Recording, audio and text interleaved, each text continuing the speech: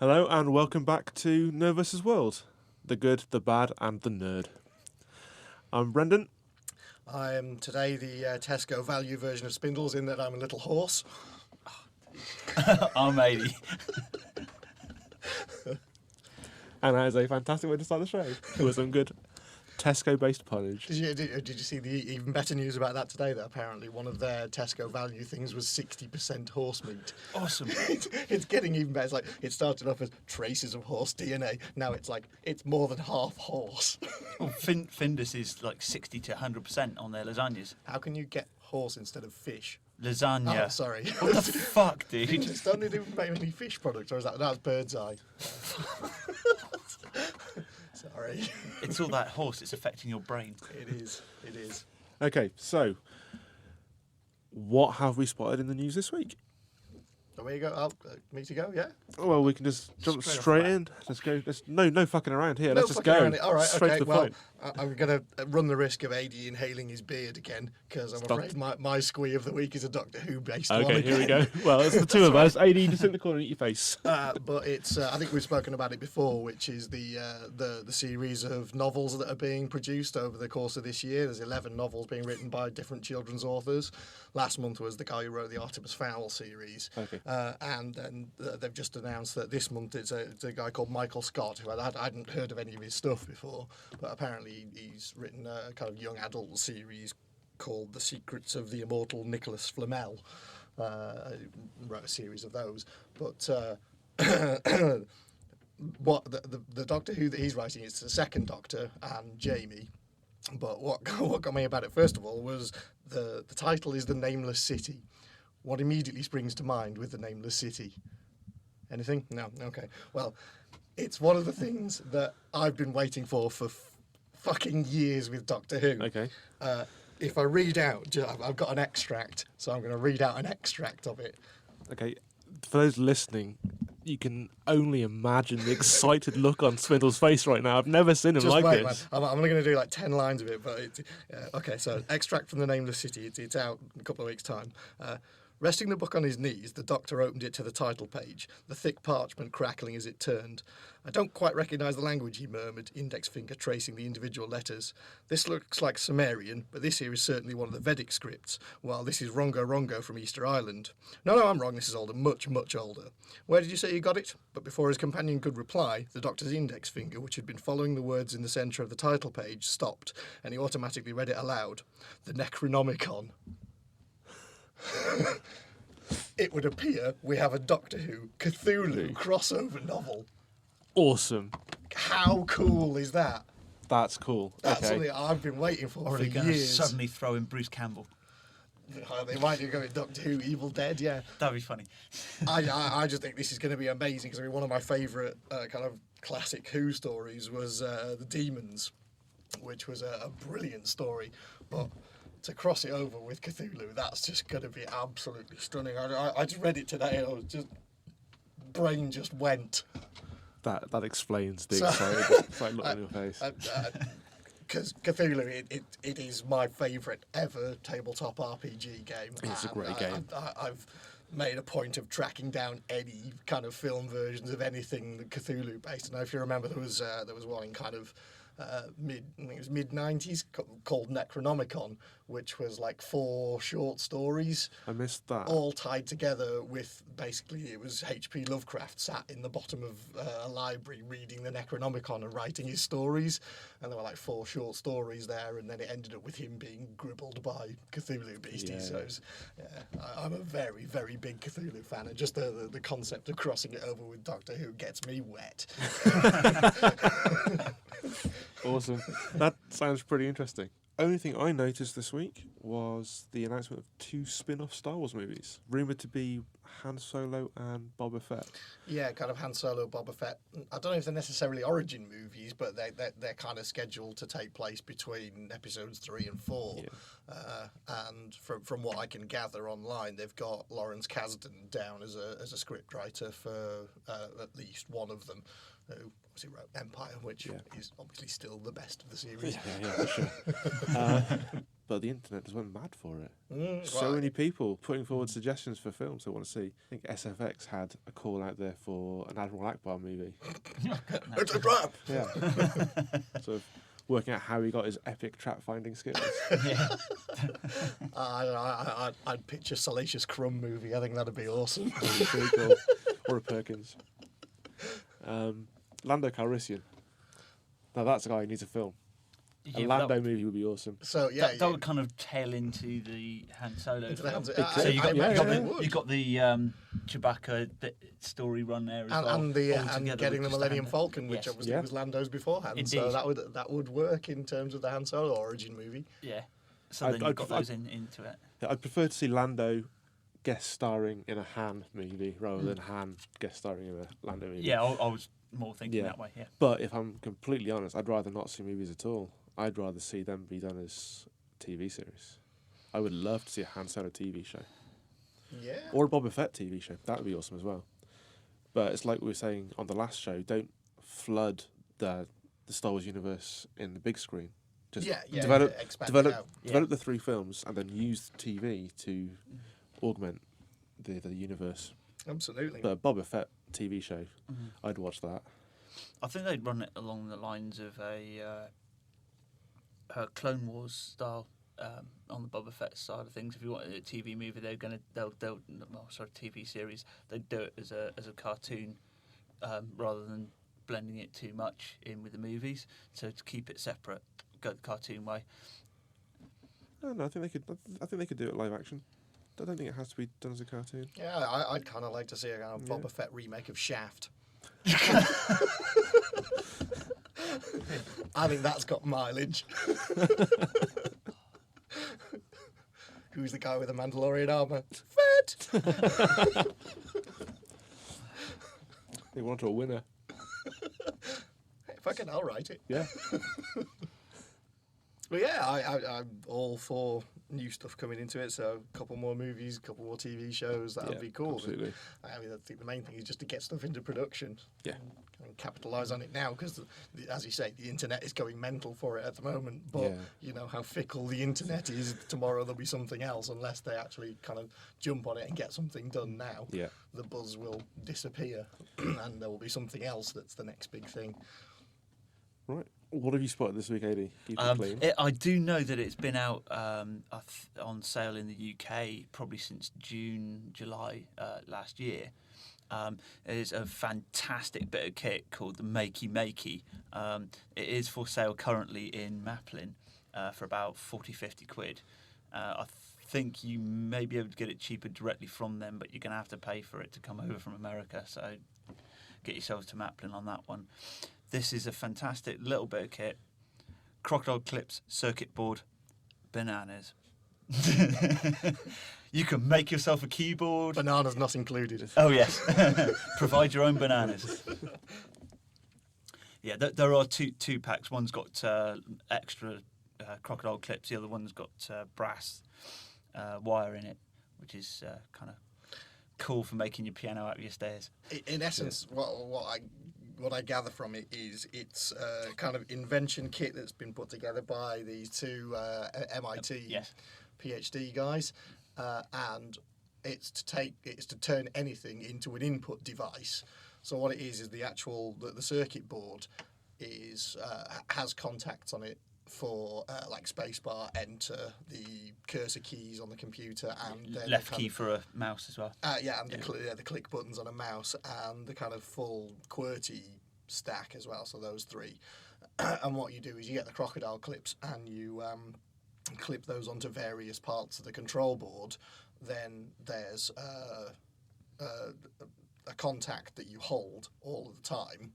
And then as soon as you touch one of the other things that the crocodile clip goes into, then it completes the circuit and Right. fires off that thing. Yeah. So you can essentially, as Ady said, you can get a bunch of bananas, put like 4 crocodile clips in them, and then wire Make them up to the guitar cursor and- keys, and then control your Nintendo Wii or whatever using a load of bananas.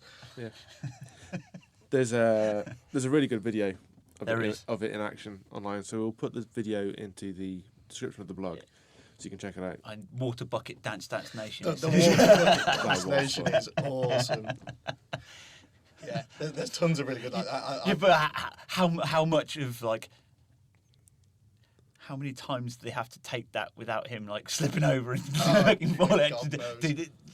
But the potential of it is absolutely phenomenal. A personal favourite of mine out of the video is the piano on the stairs. Yes. So it's hooking up the steps to the piano keys and the Play-Doh Nintendo controller, which I thought was absolute genius. That was my favourite. We'll put the video in the description so you can check it out. And I think we're probably going to buy one and just film us playing around with it. We're going to have to just get one and just film us dicking around with it. For sure. But yeah, so there was that, and then there was all the BAFTA Games nominations just came out as well. I missed those.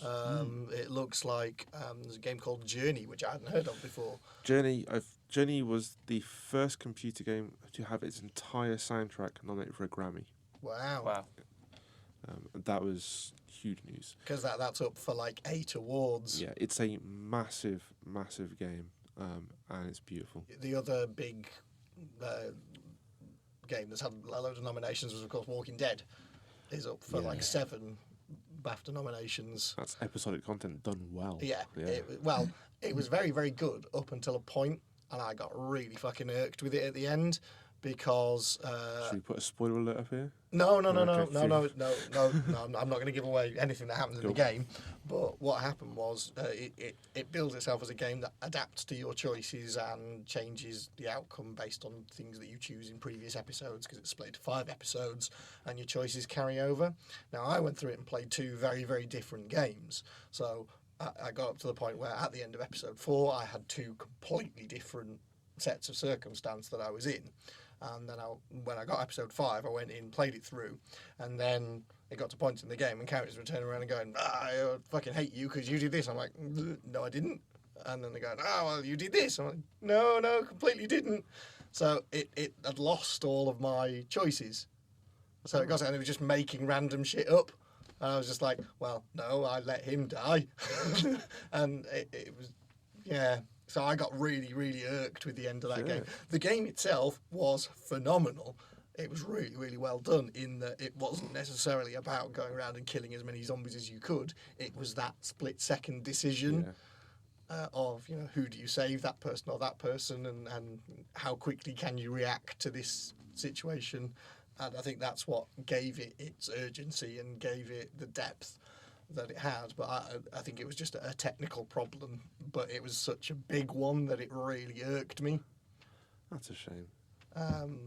But the good news is it's not put me off. No. And there's talk of the second season of that coming out now, and they're talking about integrating it a bit more with the show, and having potentially characters from the game turn up in the show and vice versa.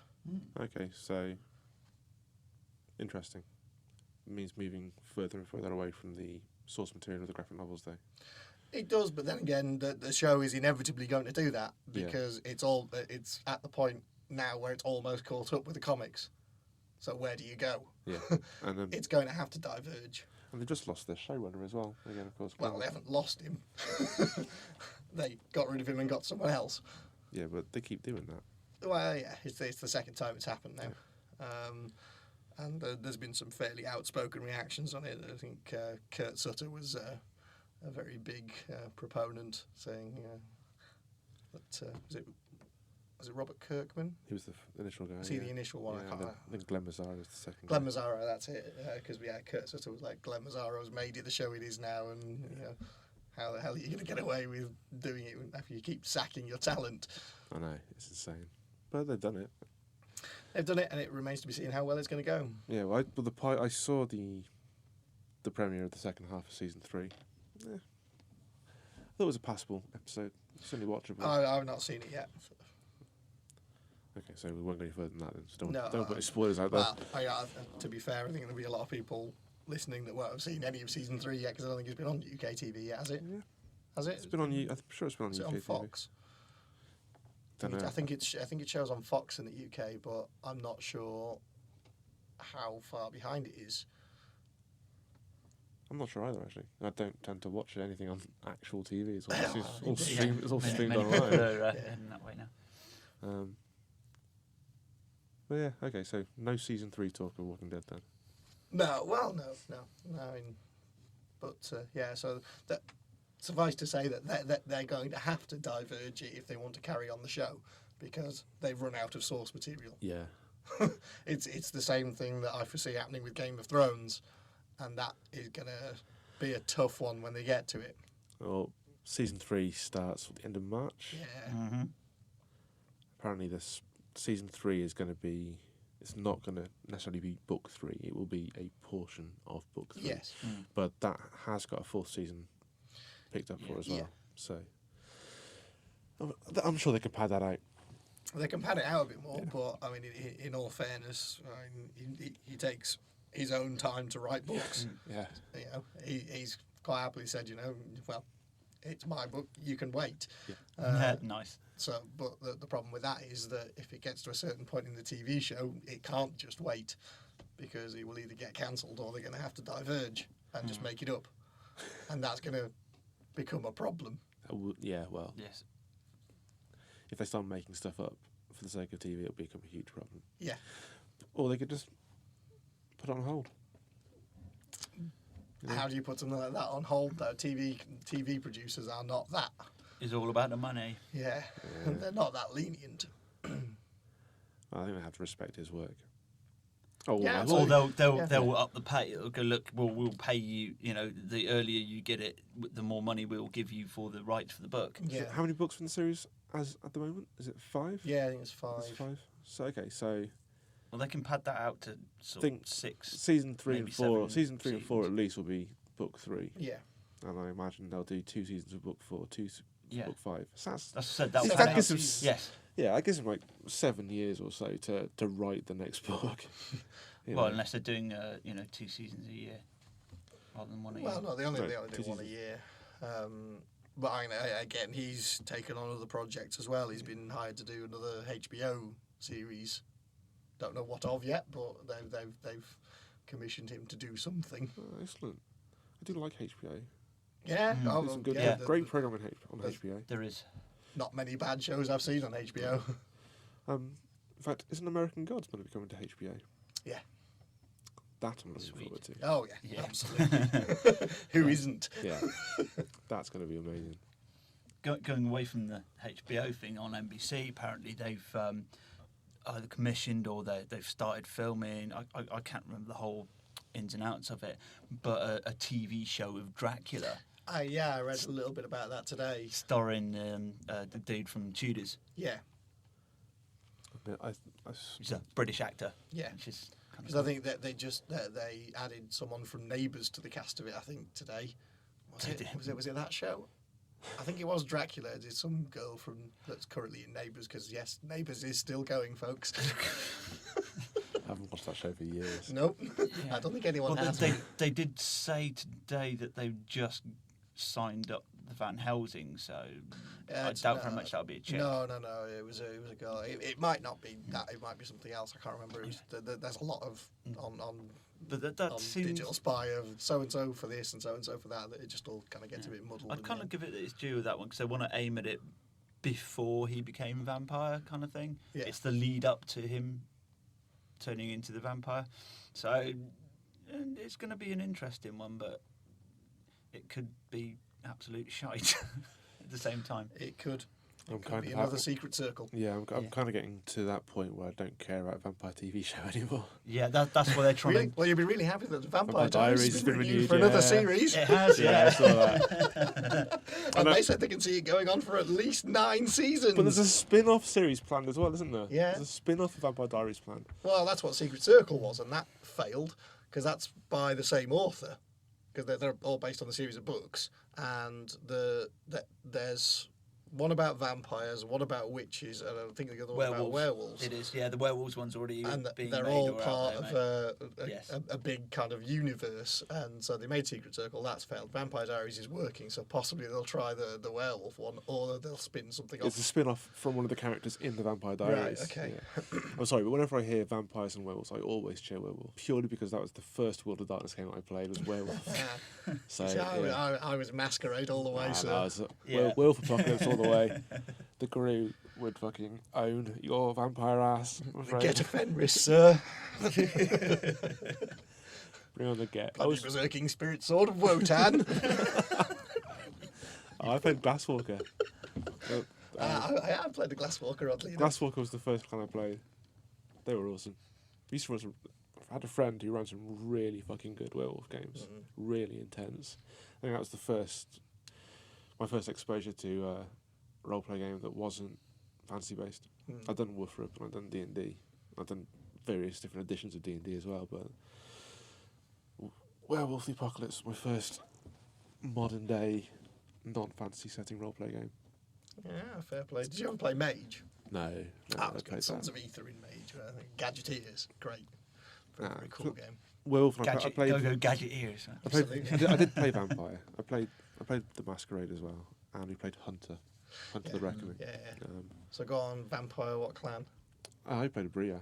Bria, fair enough. Yeah. Malkavian all the way. First time round it was a Bria. Second time round it was a Gangrel. And I had a live action vampire character based on my Bria character as well. Yeah, live action based on my Malkavian, which was great fun. I got as far as starting to write my sheet. No, the people that I was going to be involved with it was kind of not so much falling out, but parted ways, as it were. So. Well, I've still got, I think it's That's second ended my edition career. Masquerade. I'm not a big fan of is it Vampire the Requiem, which has been the reboot? No. I didn't like the reboots of any of them, so I will only play the original Made the Ascension, Werewolf the Apocalypse, Vampire the Masquerade. I won't go into the kind of later ones. No, I'm the same. Requiem seemed it was aimed at sort of the more kiddies.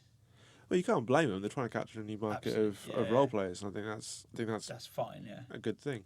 But it didn't capture the essence of Masquerade, and it didn't quite fulfil what everybody hoped it would. No, and they just left it for the kids, and it bombed, from what I gather. I don't know whether it bombed necessarily. I think they had enough money to just throw as much money as they could at it to keep it going. Very sure it's got expansions. But if we're talking roleplay, and I'm liking the fact that we have, roleplay. I'm looking forward to D&D next. Yeah, definitely. I'm on the playtest for that, and I'm enjoying the way that's going at the moment.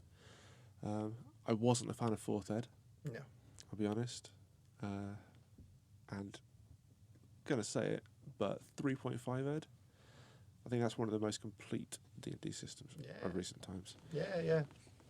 I did love that game. In fact, I'm still playing a 3.5 Ed game every Sunday. Fair which play, I really enjoy. I must admit, it's a long time since I've played any D&D of any description, but I think we have plans. 20 years for me, I think. we have plans to play some original Red Book. Yes. So, nice. Ady got me some pads the other day with character sheets and graph paper and stuff, so we're loaded up with graph paper and character sheets, and we're off dungeon crawling. So Awesome. It's been a while. Got your full bag of dice. Absolutely, I do indeed. I have a big purple dice bag in the living room that hasn't seen any action in a long time. It's been sat pining for me. Oh, man.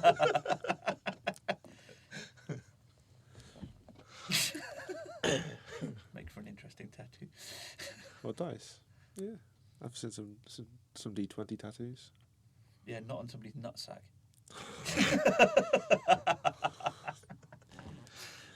You knew he'd take you there, didn't I you? did. Don't even know why I'm surprised anymore. Anyway, are we going to, excuse me, are we going to have a voice breaking moment? We're going to leave it there for the musical interlude and then come back and talk TV. Very last minute trying to get hold of a track today, but at the suggestion of one of our friends. So I think we're going to put that onto a bit of kind of European epic rock. So we'll, give that a go. I quite like it. 3 words which always work well together.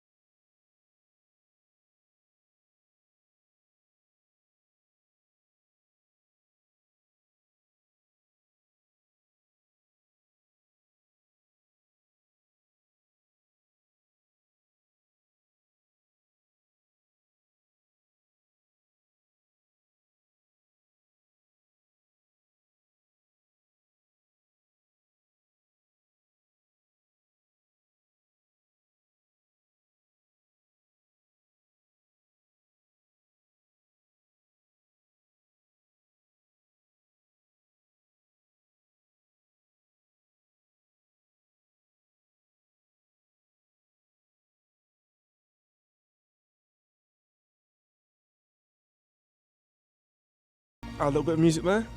We'll stick a link to the YouTube video for that track on the podcast notes. And yeah, so look out for the new album coming out soon. Excellent. Indeed. Right, something we've alluded to for some time now in a few episodes has been the death of genre television. Yeah, I think it was kind of brought about by Fringe ending and a couple of other shows ending. I think it just got us thinking about kind of, what is the future of genre and sci-fi on TV. So I think this week saw the announcement that Being Human was going to finish after season 5. Absolutely, yeah. This is going to be the last season of Being Human. I must admit I haven't watched any of this current season, and I didn't watch all of the last season. No. I basically stopped at the point where George left. So Pretty much, yeah. Well, me too. And I've seen like 1 or 2 episodes of this season, and I've gone, I don't quite get where this is going and what's the... No. It didn't make a lot of continual sense, to be fair. Yeah. I mean, the first couple of seasons are absolutely fantastic, and I loved it as a show. And I think it's testament to how shows start now. Because I remember when it first came out, BBC Three produced 3 pilots, and they screened them, and I think they screened them on iPlayer, and looked at the response for people and made one of them into a show based on the audience response. And I think when they made the pilot of Being Human, and I think they kept the guy who played George, but they changed the other 2 characters from the pilot. So there was a different girl playing the ghost and a different guy playing Vincent in the pilot to when they actually released the series. Because I remember watching all 3 of the episodes and going, Being Human, that was really cool. But weirdly, it was always billed as being a comedy. That's interesting. And I think for me, that was the complete wrong billing. It had its comedic moments, but I think it was one of the best, tightest, scariest sci-fi shows that the BBC have ever produced. It's because it was originally supposed to be a comedy, but yeah, from those feedback things, they went, actually, this works well, it not being a comedy. Yeah, it was billed as a sitcom of, what would it be like having a ghost and a werewolf and a vampire in a house living together? Wouldn't that be a laugh? Wasn't there something like that from when we were kids, dude? Yeah, there was. Rent-A-Ghost. Yes, there was. Rent-A-Ghost. Yeah. That's essentially what it was. Yeah. Let's do Rent-A-Ghost for adults, because they're the ones that's going to remember it. But I think it was brilliant. I mean, they came up, they had some cracking characters. Like the guy who played Herrick was amazing, because he just looked like a kind of Weasley accountant guy, but he was literally the most powerful person in the show. And I think it was things like that made it stand out. It had a very, very British quality to it. I think anything where character is key makes for a good show anyway. Character and a fucking good plot, to be fair. Have you seen there was a recent announcement from the BBC that they're embracing the Danny Boyle philosophy? They've started coining Danny Boyle's work as a phrase now, as a methodology of producing TV. Okay. Which is apparently about glorifying in the Britishness of everything, and that basically it's the Britishness of the shows that makes it successful overseas. I missed that. It was an announcement. It was today. So what, they're going to put Mary Poppins into everything now? God knows. But we know how English that was. Apparently, to Danny Boyle, it is now a verb. Right. Well done, Danny Boyle. You've made it. I can only guess it's from his old Oscars thing. That was not Oscars, sorry, Olympics thing. Yeah. Which was apparently a celebration of Britishness. That apparently the BBC have now taken this on board as a way of making shows, but Fair enough. they're going about it in very, very much the wrong way by cancelling shows like Being Human. They cancelled The Hour today as well, I'm sure. And The Fades got cancelled last year, and that was a cracking show. Brilliant. Yeah, really dark. Didn't Dirk Gently get cancelled? Dirk Gently got cancelled as well after 3 episodes. Which I was gutted about. Why? It just didn't. It was a fantastic show. Yeah, Fades was brilliant. Yeah, Fades was. That was only one series. I mean, the thing Dirk Gently had the BBC pedigree because it was Douglas Adams, and Douglas Adams was showrunner for Doctor Who and wrote Hitchhiker's Guide. He's like one of the darlings of British sci-fi. Yeah. And the casting wasn't that terrible. I thought the casting was amazing. Stephen Mangan was fantastic in it. So what was the? They never do give the rationale. They just go fucking cancel. I don't believe there was any reason given. But I think again they've just done a poll online because they're celebrating 10 years of BBC Three now. 10 years BBC Three. 10 years of BBC Three now. That's flown by. Yeah, and they put out a thing saying, which, in your opinion, is the best show that BBC Three has produced, and Being Human wasn't in the list. Doctor Who Confidential was, and they cancelled that as well. Yeah, that got cancelled as well. Yeah. And Russell Howard's Good News and stuff like that. Well, I like Russell Howard's Good News. I quite like it. I think he's great. It's just the really shit comedians at the end that I don't really get on with. Don't watch it on a Saturday. Watch it on a Friday when there isn't a stand-up comedian at the end. Or watch it on iPlayer and choose which episode you want to watch. Indeed. Yeah, I think iPlayer is one of the best things to have happened to British TV in a very, very long time. Absolutely. Because it gives the BBC feedback on what people are watching. Yeah. Yes. Because it completely replaces any of the outdated rating systems that were around that required people to submit votes and then use a mathematical formula to work out how many people are watching anything at a given time. This gives them actual statistics of what people are watching. And of how, what sort of person watches it as well, to a degree, because of the... I'm not sure how much demographics they can get from it. That'll kind of depend on whether you have a BBC account and what details you put on there. But they do know of the type of, from downloading it, as to what people are watching it on, as to what sort of demographic would fit those kind of things, whether it be Mac or a Linux-based thing or Windows-based Well, they did actually release this week. I have it here. I was going to talk about this in the first part of the show and it completely slipped my mind. But there was a report on Newsbeat about why online companies are moving into TV, sort of looking at Netflix and Love Film. And they talked about the iPlayer in that. And they said, back in 2008, 25% of people coming to the iPlayer were just browsing. So that's now risen to 42%. And it's people coming to the iPlayer to actually find programs, not just catch up on shows they've missed, but actually find shows. Yeah. I think it's brilliant. Yeah. It is quite literally the best thing that's happened to British TV ever, in my opinion. Mm-hmm.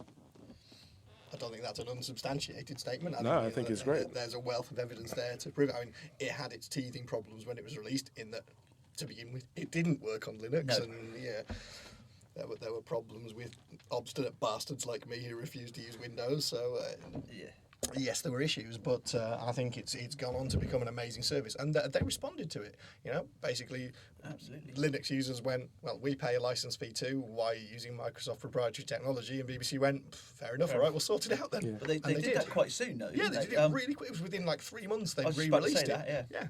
So absolutely fair play to them. That's the right way of dealing with it, not the Sky way, which Sky have gone, it's using Silverlight, so therefore you can't use it on your rooted Android devices. You can't use it on most Android devices anyway, because they keep sending me stuff going, you have Sky Go on all your devices. I don't. It actually doesn't work on any of my devices. And now they've stopped me being able to use it on my laptop, which is the one device it did work on. So, yay, Sky, well done. That's me looking for another provider. Closed your market, yeah. Well, that's the thing is, and I think this is part of the kind of the broader issue now that it ties in with everything that we're talking about, which is now a lot of how TV shows are commissioned and produced and how they are put out into the world now, because it's not about channels making a show and it goes out on their channel. It's now very much moving to a place where you get the Netflix original series, the House of Cards, Arrested Development.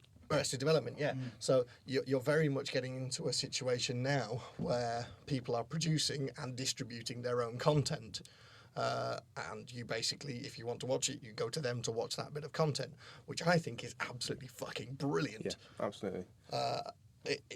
It puts the decision very much back into the hands of the people who are capable of making it, and they have a core audience that will support what they do. So it puts back to the audience as well, because they will choose by their watching of it, and by doing that, it's going to stop all this stupidity of all these TV shows going, well, TV channels going, well, you will watch this to get to this point. You're going to have to watch all this crap. Whereas people or the public will be voting and vote.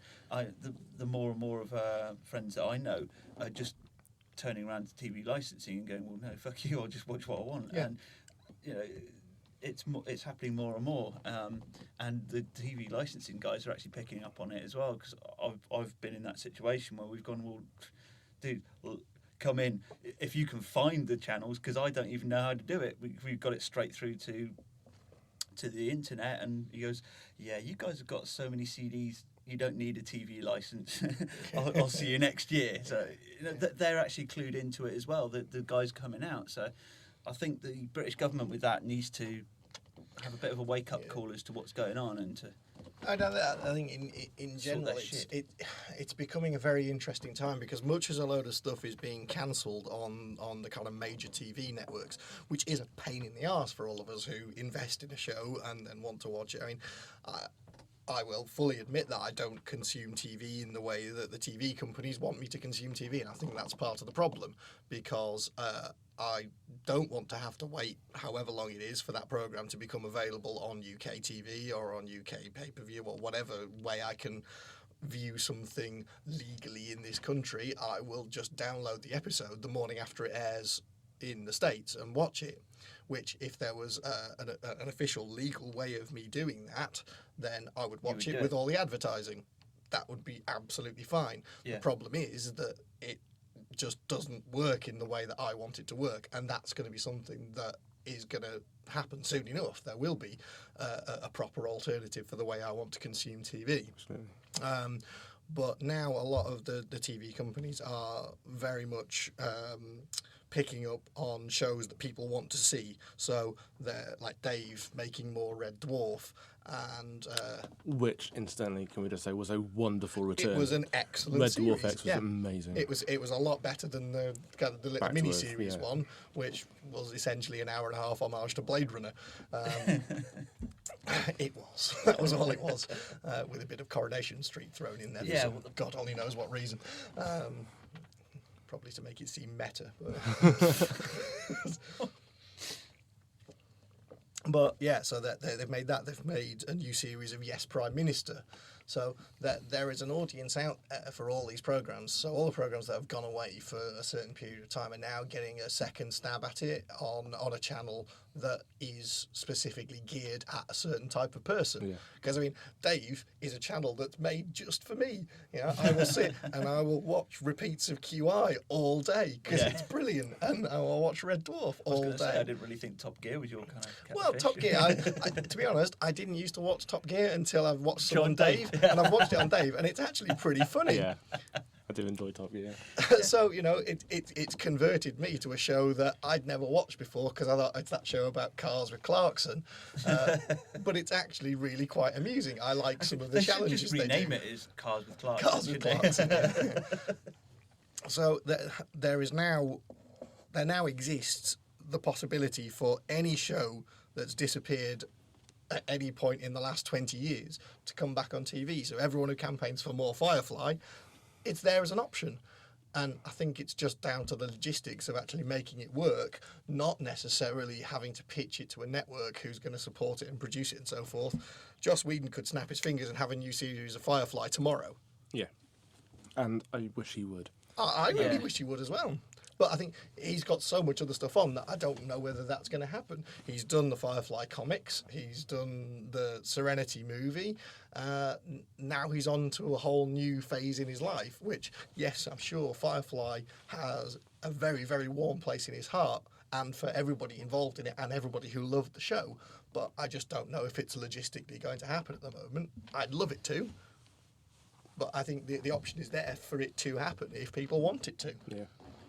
I think by the time that decision is made, it would be too late anyway for like sort of the cast and stuff. They'd have to go down a different route. They wouldn't be able to stick with the original casting and crew, especially because they killed half of them off. Don't Brendan will start crying in a minute. Like I said before, if he can bring Agent Coulson back for the Shield TV show, he can fucking well bring Wash back for season 2 of Firefly. And Book. Yes, that's been on the fucking vlogs and vlogs and websites all over the fucking place. Yeah, and Book as well. Obviously, Yes. You know, bring I think Book Book was a story that needed to be told, Yeah. Yes. and it never got told. well, it did get told. It got told in The Shepherd's Tale, the graphic novel. Yes. But whilst I like the graphic novel spin-offs, I don't think that told his story particularly well. They're no substitute for a TV series. Absolutely. They're great. I mean, like the Buffy season 8 stuff. Yeah. Comics they're pretty cool as well. They are. I quite But like they're not what it would have been if it was a TV show. No. I kind of prefer the comic book version of it rather than. Is that because Buffy turns out to be a lesbian? No. No, it's not. No. He said no and nodded at the same time. So, take your pick, audience. Which do you think? But there's always rumours of Firefly getting picked up again. Of course, I think literally half an hour after we finished recording the last episode, someone had posted a link onto my wall on Facebook saying, "Have you seen this?" I was just like, I want it to happen so badly. You know, a link saying Joss Whedon would do Firefly again if he could. And I actually think he would. Yeah. And the cast would too. But maybe it's time to just take what we've got and love that and then look at what else he's going to do. Let it lie. I don't. Do you think I'm being too optimistic about the future of TV? Do you think a lot of the power is still in the hands of the big channels? Well, we've only got the 4 big channels, haven't we? ABC, NBC, HBO. and CW, arguably. CW. Well, I mean, yeah, they're still producing good shows. As I said, they've just renewed Supernatural again, and Well, yeah, I'm glad of that. yeah. They So at least that's one that hasn't fallen by the way. That's going to be an They dropped the ball with interesting, with Amazon by letting that go, I think. And I saw someone ask a question on Twitter. Why is it there's been no live action Batman series since the 60s? I think that's a great question. And I think the CW should look at a young Bruce Wayne That would TV be the place series. to put it. They would be the place to put it. If you look at their pedigree with handling DC franchises. Yeah. Yeah. So that's Sort of along the lines of Arrow-ish, kind of. I know that's a bit of a weird connective thing, but you know, like along the lines of Smallville, say. As to the well, it's sort of- essentially the same thing. Yeah. Arrow is to the Green Arrow what Smallville is to Superman. Yes. And I think a Bruce Wayne story would be the same thing to Batman, Yeah, obviously. that's exactly where I was sort of heading with that. And I think do that. The Justice League movie has just become bogged down in so much debate. I say fuck it off. Yeah, it's getting more and more complicated as the days go by as well. So yeah, But I'd like to see that. You know, bring it to television. You know. But as for the question, where do I see the future of genre shows being? Do I see it being on TV? I don't know. I don't think so. I think Netflix and Love Film, they are actively commissioning new seasons now. Yep. There's still a massive place on YouTube. If you look at Blood and Chrome, the Battlestar Galactica spin-off, that was a YouTube series. We talked about Mortal Kombat Legacy. That's another a YouTube series. I think the work that Geek and Sundry are doing with their various programs, the Tabletop, it's a half-hour show.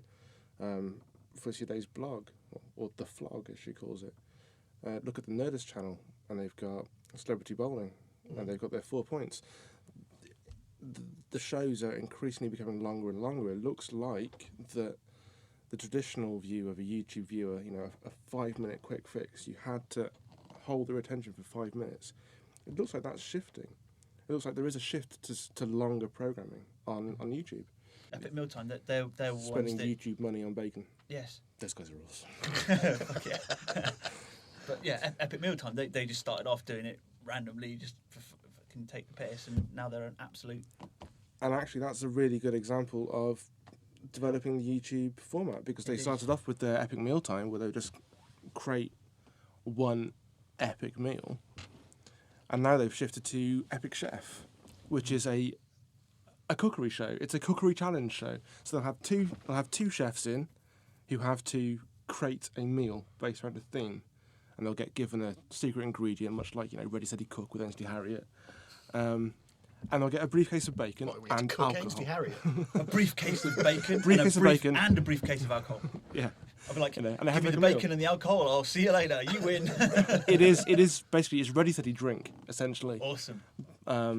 But it's done with the epic mealtime sort of Drunken chef style. feeling. And Man versus food and beer. Yeah. It's actually, and I really enjoy that show I as want well. to go on it. I want to go. But yeah, that's an example of someone embracing the YouTube format and seeing how it's changing and changing their show. Because they still do epic mealtime, but they do epic chef at the same time As well. I suppose it's the kind of thing that snowballs. You start off with one idea, and if it's received well enough, then you get the opportunity Expand to your do universe. More. Yeah. Indeed, and that's kind of how it works. And it seems to be very much TV by popular approval, which works, in my opinion. You know, people watch it, therefore you make more. Yeah. It seems to me to be a wonderful way of doing it.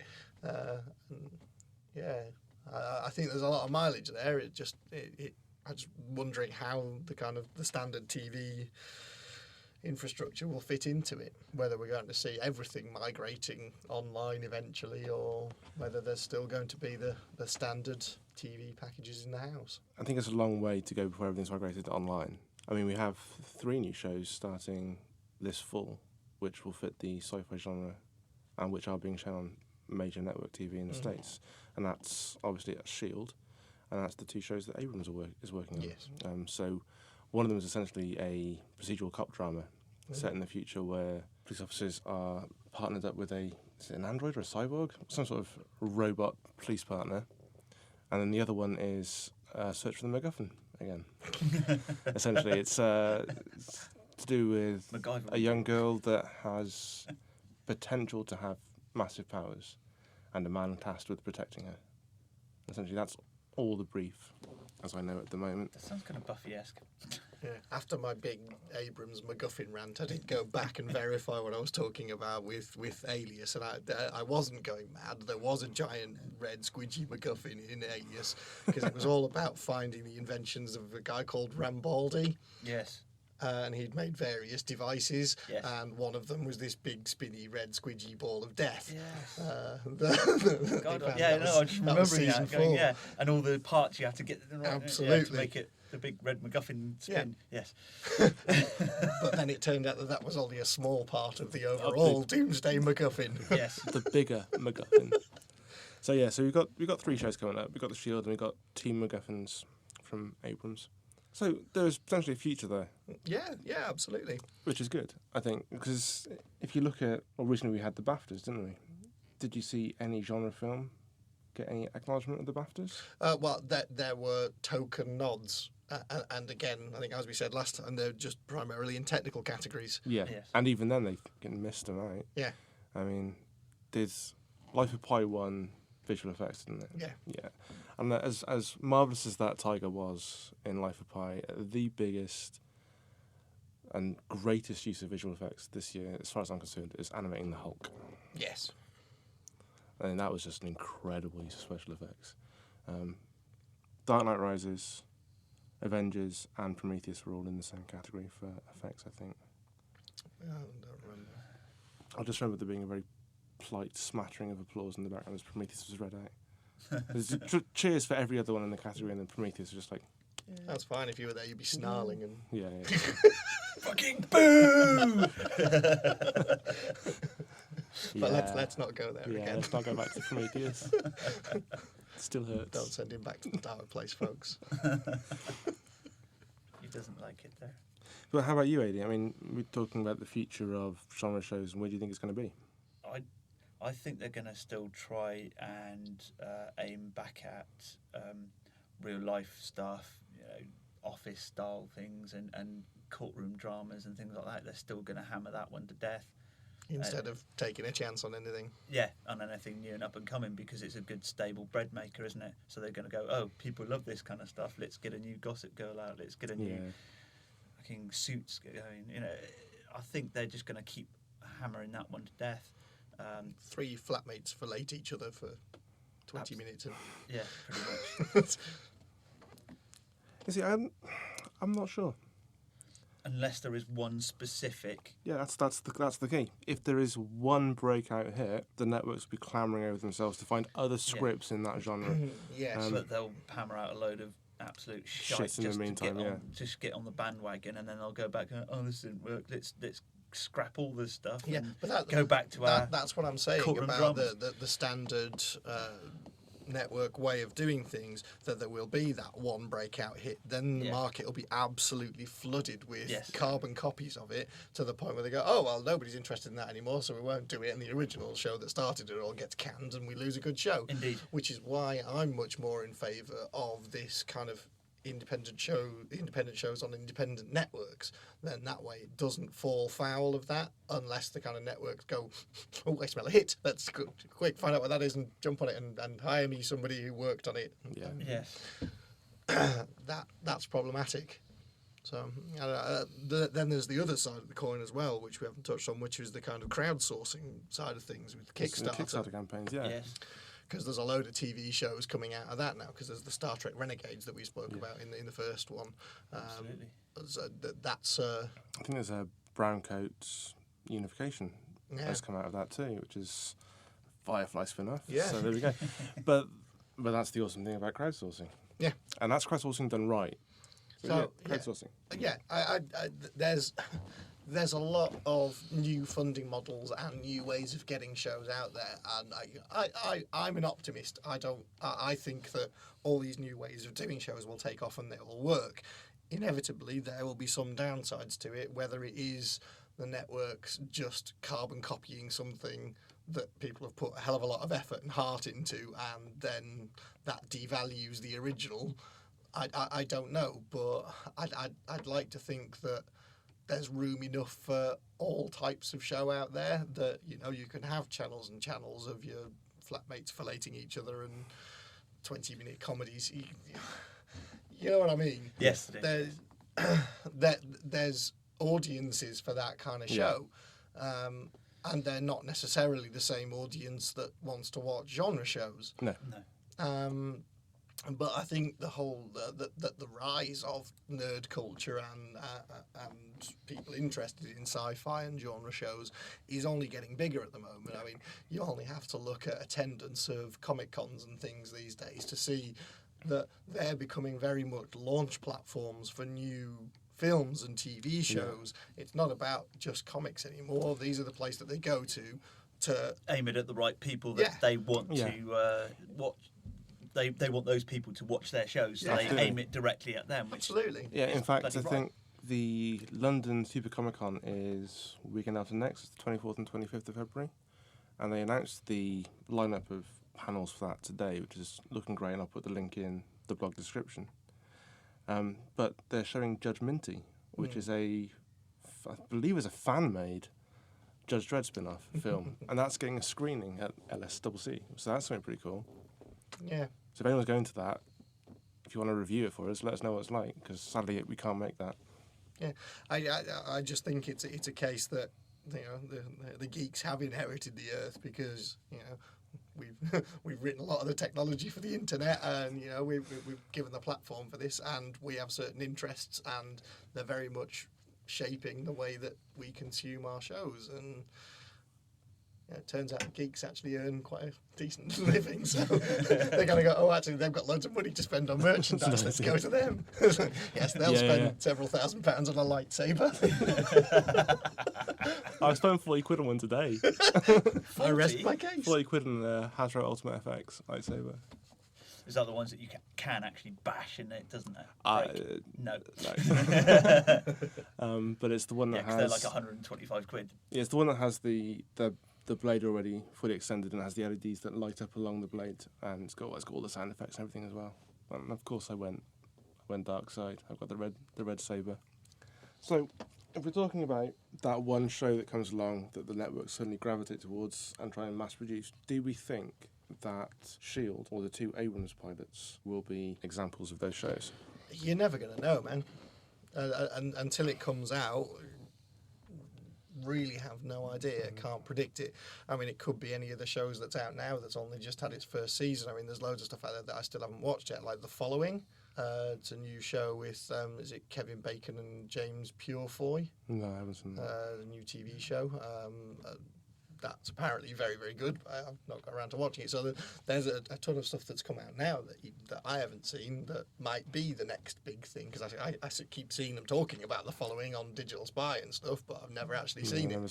I've not heard of it, to be fair. Yeah, I think it's either in the middle of or it's finished season 1 now. So Okay. Have a look at that. Apparently, most of the reviews I've read, people saw the pilot, and then the kind of last 10 minutes of the pilot sets it up, and they basically say it looks like it's going to be the most awesome series ever because of the last 10 minutes of the pilot. Okay. So whatever they do then, it's apparently very, very good. So I don't know. I'll check it out. Yeah, I need to see it to find out. But I mean, there's been a hell of a lot of near misses in terms of shows in the last couple of years. I mean, look at Terra Nova. That was a great concept that just fell flat. And the various Stargate spin-offs as well. Well, Stargate Universe, it was a great idea. Yeah, I thought it was fantastic, but it only managed 2 seasons. Yeah. So I don't know. I mean, has there been any show over the last few years that you think is like the way that genre or sci-fi shows should be? Yeah. Fringe. Fringe, of course. What we should have been talking about. Yes. Yeah. Yeah. Absolutely Fringe. Fringe is it's modern day perfect. with science stuff in there. Well, science what was it fiction. for you about Fringe that made it such a good show? a couple of things. First and foremost, John Noble. No, the acting in it is second to It is none. Yeah, brilliant, and, yes. and he's standout for me. But yes, as a whole, everyone in that show is great, and I especially loved Jessica, the lass who plays Astrid. And Yes. I thought her development from the pilot to the finale was brilliant. Yeah. Maybe not so much in terms of her character, but in terms of her acting. You could really see her developing, possibly because a lot of her scenes were with John Noble. So I'm imagining that they worked hard together. Yeah, they must have. But he made that show for me. I really liked Seth Gable. I thought he was brilliant. I've got to be honest, I've got to give Joshua Jackson some props as well. Josh Jackson, oh yeah. You know, fucking pacey wit done well. Oh, dude, I was always a Pacey fan in terms of Dawson's Creek. Dawson's Creek. That's just because of my own prejudice against James Van Der Beek. Have I told you about Just that? because he stole your show. He stole my fame, man. He did. He's exactly the same Same age age. as me. March the 8th, 1977. He fucking stole my fame, man. I should have been Dawson. Fuck him. Yeah, that's I just should because have you been had a film director That's at that because you had age. an imaginary love affair with Kate. With Katie Holmes. Oh, yeah. No. That was Joey, wasn't it? But yeah, Josh Jackson, he's brilliant. But they all were, and it was great. But I think it was, for me, it was perfect science fiction. It wasn't just the fantasy element, but it was the way they portrayed the scientific process. For me, there was a gentleman called John Campbell who became the editor of Astounding Stories back in 1938, and Asimov hailed him as a key figure in science fiction. Because up until that point, it had been the golden era, so it was sort of like the pulp story, the rockets to the moon, to Mars, space exploration. But John Campbell studied at MIT. He had a physics and engineering background, and he wanted science fiction stories to have a realistic portrayal of scientists and scientific culture. I mean, you can have the massive extrapolations of computers and traps and rockets to the moon and bombs and all the monsters and stuff that we have in pulp science fiction, but so long as there was an importance sort of put onto the portrayal of the scientific culture, and that sort of portrayal of science fiction, that understanding of it, that is what made Fringe perfect for me in terms of science fiction. And also Eureka. Eureka did science fiction incredibly well, and both those seasons did rebooting universes remarkably well as well. And it's a shame that they got canned so early. And what's even more of a shame is that the final seasons were only half seasons. Yeah, indeed, yeah. I mean, I must admit, Eureka, I love what you're saying about the rebooting universes. I love that about Eureka, that they would literally hit a reset button at the end of one series and they'd stick with it and they wouldn't put it back again. It would just be, right, this is the reality now, deal with it. And they would just go forwards. And I really love that about Eureka, the way that they really stuck behind some very brave writing decisions. Big fan of the way they did that. And similarly with Fringe. I think for me, the reason Fringe worked, I kind of draw a lot of parallels between that and the X-Files. Yeah. In terms that it had a really good mythos behind it. It had its core idea about, the Watchers and the alternate universes and stuff like that. And it didn't oversell that. No, in fact, I think it undersold some of it. I think it undersold some of it, yeah. Similarly with the X-Files, I think they undersold it because if you actually put all the mythos episodes of the X-Files together, you've probably got a season's worth, if that. Yeah. And then the rest of it is all Monster of the Week. Monster of the Week, or just some extra So you'd have liked that to have storylines. been expanded on a little bit more. Well, I was or- quite happy with Fringe as to how it was. I think that they pitched it correctly, in my opinion. There was enough mythos episodes to keep you interested, Yeah. and But then, not too much to completely decimate the plot line. well, yeah, not so much that you had to pay attention to the whole of every single episode and every second within it for it to make sense. Because I think sometimes shows like that run the risk of overfacing you with information, and it's only, again, it comes down to how we consume TV now, that our attention span isn't we sit and watch a 45-minute show once a week. It tends to be that you'll stack up a couple of episodes and you'll sit and watch them in order, or you'll sit and watch a whole season of something. Absolutely. And so you'll see everything and how it links together. So that kind of work shows can get away with being a bit more cerebral and putting a bit more information in them, because we tend to sit and watch them in chunks now, and possibly go back and re-watch some episodes to string them together, because we have the ability to do that now, whereas previously it was on TV at a certain point every week and that was it. You had to be there in front of the TV at that time to watch it. So I think that Fringe pitched it correctly, that it had the right amount of information, the right amount of mythos episodes, and then enough kind of fun other things going on around it. And I think, admittedly, some of it was very gory and unpleasant, but I still think a lot of it was fun. I think it was necessary, though. Because of the way that they always kept a good amount of dark humour in the show, especially with Walter and the way that he dealt with a lot of the kind of murders and experiments and so forth. He was brilliant, just very kind of off the cuff, and it's like, oh, that reminds me, I fancy something to eat now after looking at an eviscerated corpse. That was brilliant about the show. I like the fact that as well they gave the actors a lot of range when they brought in the alternate universe.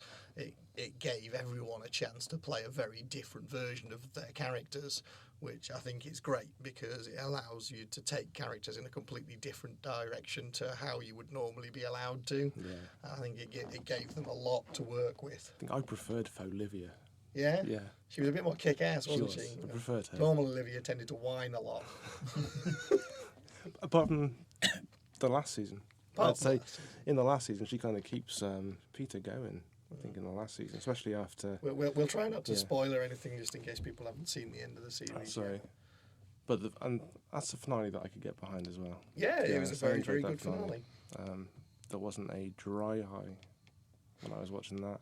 I'm not afraid to admit that I shed a tear. Blubbing like a little girl. I was. This not for the first time in that series, to be honest. There's been a couple of episodes which have got me going.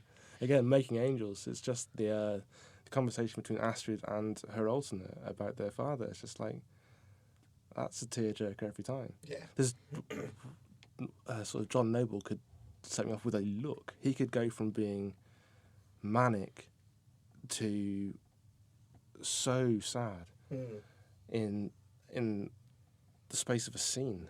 Yeah. And that sort of talent. And I think it's they've dealt with Walter's character very, very well, because they kind of took him on highs and lows throughout all the series, that he would gain confidence and then he would have it all shattered and then he'd be put back to a state that he was. I think there's the one where he actually gets put back into the mental institution again in season 1 after he'd been out for a couple of months, and then it literally shatters him as a person again. And it's brilliant the way that they dealt with those characters. And to bring him back in over like the next 2-3 seasons, really, it did take that long to get him back. And I thought, wow, that did... And then they break his heart again when Peter finds out that he's someone from the universe. Absolutely.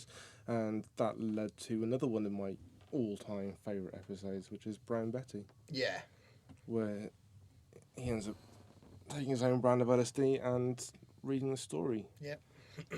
And it's the whole film noir thing. Yes. That's a brilliant episode. Animated episodes again. Like, well, that's one of my favourite Eureka ones. Was the animated one where they got Sheldon in to do the voice of the car and stuff. That was a genius episode of Eureka. They did that for the Christmas episode as well. Yeah, it was a Christmas episode. Yeah, that was a brilliant one. So yeah, we probably won't see shows like that anymore. Maybe that's a sad state of affairs. Seeing those sort of shows go. But I mean, Fringe wasn't a sad one to see go because it told its story. I don't think it was incomplete. Yeah, I don't think it got pulled earlier than it should have. I think it told its story, and it told its story correctly. I think, though, even the people on it had some misgivings about how some things were handled in season 4, and they could have been handled better. But on the whole, I think everybody was happy with how it ended up. Yeah. I don't know. Was there pressure for them to finish it, or was it cancelled, or did they just say that's it? I think it was much like Eureka. I think it was a fan movement.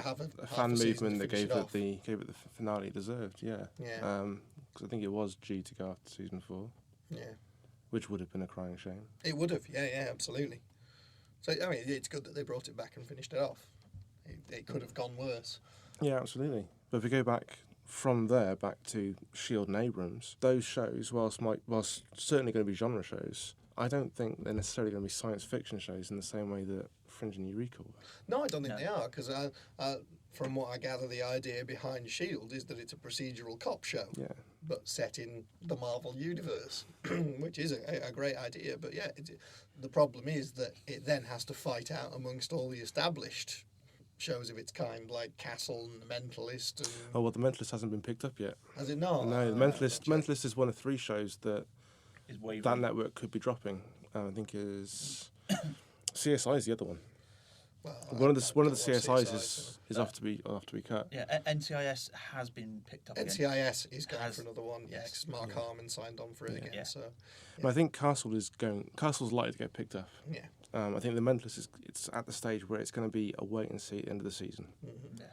But yeah, so we're going to have an influx of genre shows. So yeah, not necessarily science fiction. Yeah, this is my thing. But there are already a ton of crime procedurals around there. So I think it's a bit of a gamble to stick something like that in and make it work against some very tough competition, because there are some very, very good crime procedurals already on TV. So the acid test will be seeing what day and time slot they get given. Very true. But to be fair, that only works in a certain thing, because it's not going to matter to us what time slot it gets. Because we'll just but it will sort of emphasise the faith that the network has in it. Yes. I mean, shows are getting moved around all over the place. I mean, the one reason I think The Mentalist could go is it got dropped to a Sunday slot. Mentalist used to be the Thursday. Used to have The Mentalist and Big Bang Theory on the Thursday. Yeah. And you'd have Supernatural on a Friday, and that got pushed to a Wednesday slot. Yeah. And that's definitely been picked up for season 9, so we're okay with Supernatural. What was it? Oh, Numbers was the other one. Numbers got dropped. I know it got dropped, but as in like that was another one that got cascaded around the days and time slots and. Oh yeah, I mean that's what killed like Caprica and Stargate Universe. Yes.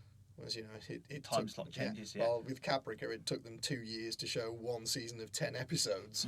If that's not fucking around with a show, then I don't know what is. I do think they're being more brutal in the States, though. To be honest with you, Do No Harm got pulled after 2 episodes. Yeah, I saw that. Yeah. And there's another couple of seasons who have been pulled halfway through, and there's been no news on when they're going to get the rest of the season shown. Elementary's got picked up again though, which is good. Yeah. Awesome. And then they cancel stuff like The Cape, and that was such a good show. The Cape was awful. I'm sorry. The Cape was. I must admit, they didn't terrible. even give her a decent outfit to wear. Summer Glau. Yeah. Apart from the dodgy white bloody jumpsuit. I was like, what was that? I stopped watching that after episode 3. To be honest, that show was just absolute gash. And that was coming at a time where superheroes were de rigueur, so to speak, because that was Alpha's premiered at the same time. Yeah. No Ordinary Family. Yeah. With Mr. Chickless. Mr. Chickless, yeah. That's got canned. Yeah, that went. Yeah, that got 2 seasons, I think, didn't it? Yeah. And then Alpha's got 2 seasons. That's gone. So yeah, superheroes no longer flavour of the month. Although cartoons seem we'll see what Shield is for that. Yeah. expect to see the cast of them turning up in Once Upon a Time. Yeah, Oh, absolutely. God. That's where they all go. To die. Unless you can get pulled into Castle. Yeah, but that would only be cameos. Yeah, you only get cameo spots. Well, again. no, there's a campaign to bring Adam Baldwin's character back. His detective was awesome. How far did Chuck run? How many seasons? Chuck ran for 5 seasons, I think. Because was Adam Baldwin in all of those? Yeah. Yes. No, he wasn't in all of them. Yeah, he was. He didn't come in till halfway through season 1. No, he was No. in there from the start. He was in from the season start. one, Yeah. Him and Yvonne Strakowski. Yes. I think that's how I Yes. pronounce his surname. It's very similar to that, yeah. Yeah. And Zachary Levi, Mm. who incidentally does brilliant things with the Nerd Machine.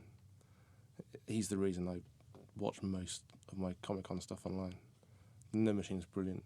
They had Nathan Fillion panel at the SCCC12, and they had Kevin Smith panel, they had a Felicity Day panel. Brilliant. And they put it all online just to watch. It's amazing. So I get my Comic-Con fix.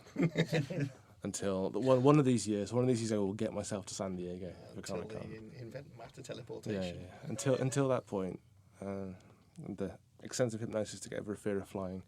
That's about it. We need matter teleportation. Yeah, and you know what we need to do in order to get that? Ask Jim Cameron. Oh, I see what you did there, well played, well played. and I liked it. Yeah. Well, Ashton Cameron for the... I actually went on his Twitter feed today and I was going to start bombarding him with questions with the Ask Jim Cameron hashtag, but he hasn't been on since November, so I didn't think it was worth it. Ask him where the MacGuffin is. Yeah, I might start doing that soon and just start sending him random messages. Constant tweets to J.J. Abrams. Where's the MacGuffin? Where's the MacGuffin? Have you found the MacGuffin yet?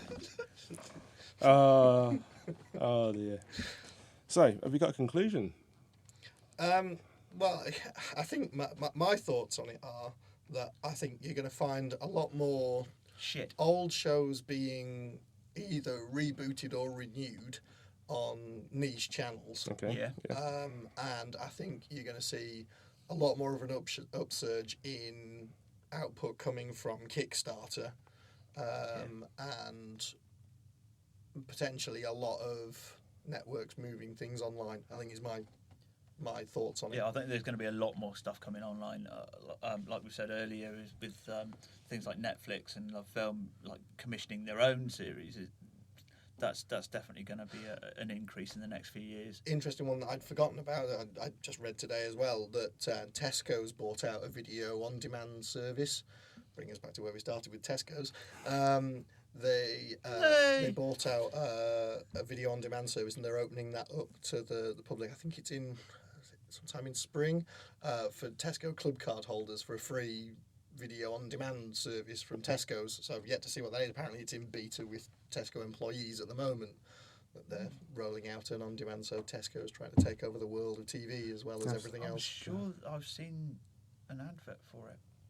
Possibly, I hadn't heard about it until today, and I read something about it and thought it was interesting that Tesco's are trying to make the move into online TV as well as everything else that they do. Well, I think we could see more. We could see more and more of that. I think. Yeah. But yeah, I think I echo your conclusion. I think there will be more content being rebooted on niche channels. Crowdfunding for particularly niche shows in particular. And I think all it will take for the major networks is one format show that breaks the mould and captures everyone's attention. And then we'll see a flood of lesser shows trying to cash in on that. But I don't know when we're going to see a science fiction show the like of Fringe again. I don't know. And that kind of makes me sad. It makes me a bit sad, but to be fair, I think with J.J. Abrams coming up with 2 new pilots, they could already be there, so we might not have long to wait. Indeed. This is true. Yeah, we just don't know. We don't know what's going to what's in the background, ready to. I think it's for me. What's important now is that people feed back to networks and people who produce shows about what they want to see. We've seen now the power of the internet and the power of social media that people can say, if enough people get together and go, yes, we want to see this, that people will do it. Yeah. And I think there needs to be more of that. People need to come and say, we actually want to see more of these shows, because their voice hasn't been heard up until now. And I think now we've got the opportunity to do that. So get out there and tell people that you don't want to see shit on your TV and you want to see something decent. Absolutely. My words exactly, Bren. So, look forward to the future. Absolutely. See what it brings us, and maybe there'll be a nugget of gold in the fountainous shit that we're going to be subjected to in the next year or two. What a lovely metaphor to end on. I'll stop on rubber Sitting gloves. through a pile of shit. Well, I'm a fucking poet. Okay, so that is all for this episode. Mm-hmm. I have been Brendan. I've been Spindles. And I've been Ady.